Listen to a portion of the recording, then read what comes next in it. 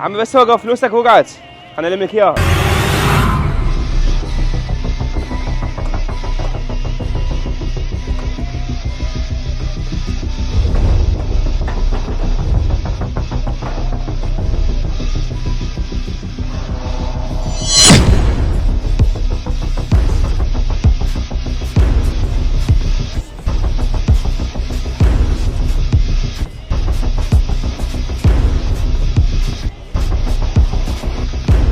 عمي أنا أشكرك.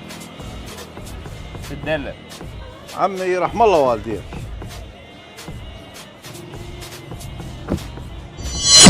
أنا بقد أبوك شلون سويت؟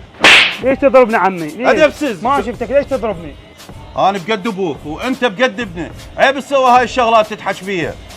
اسف انا اعتذر، ما منتبه لك ترى.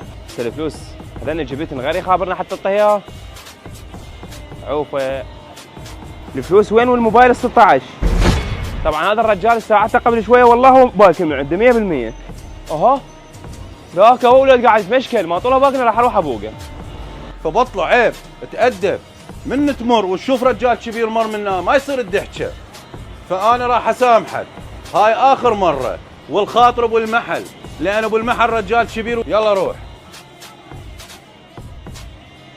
هاي الديوانية خوش بيها غرض، بس هذا على أساس ساعدني وشافني كبير، بس خوش ذبله جنطة بالدكة، أخذت الفلوس والموبايل ال 16.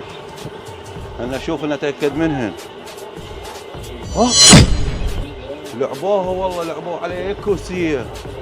صدق بالله ما اطلع من الديوانيه اذا ما رجع فلوسي. هذا عود ساعات ثاني قلت خطيه بس ما طوله باقني ورط، يعني هو لعبها غلط. هاي الفلوس مالته خذتها ورجعت فلوسي والموبايل مالته رجعته. عباله فقير.